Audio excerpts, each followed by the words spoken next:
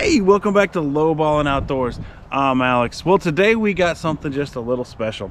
We're going to be talking about this right here, the Hornady SST. Do you love it? Hate it?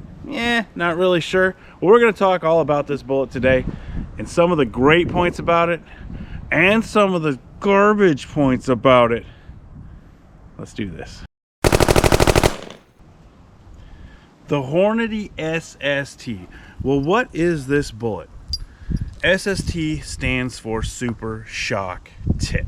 I load these in a bunch of different calibers. 6.5 Creedmoor, 270, 308, 338-06. So I do have a bunch of experience with this. Over the past few years, I've been taking game every year with one of these. Why? Because these are cheap.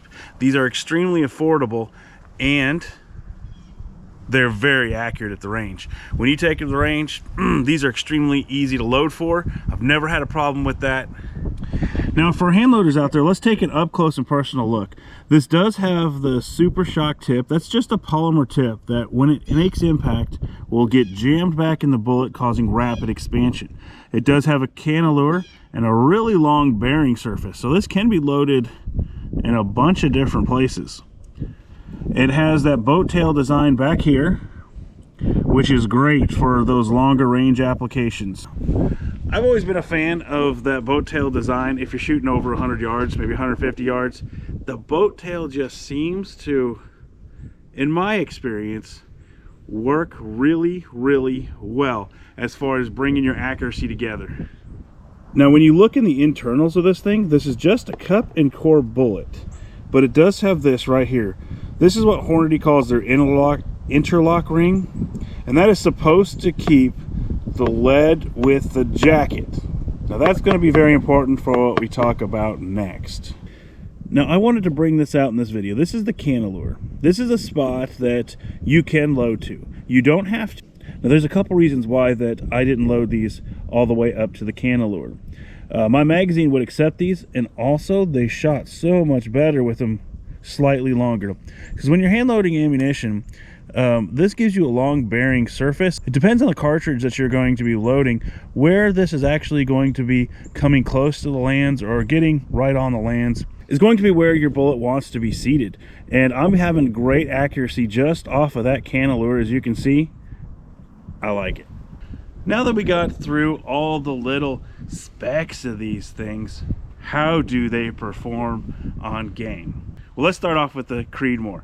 This is 129 grain SST, and it is loaded a bit spicy. I think I'm running about 29.75 on average out of this guy, so he moves along. What happens with this thing when it actually makes impact? The interlock did not work. I tried this on a bunch of milk jugs and even deer this year. It all comes apart. The core separated from the jacket.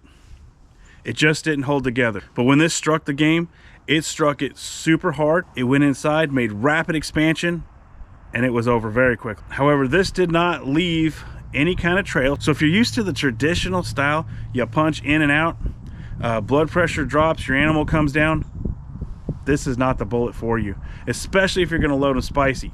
There is a way to fix that. So if you step up in bullet weight, your results will be completely different. You slow down the bullet, that bullet when it starts to mushroom will look more like a traditional mushroom, and everything will get retained together.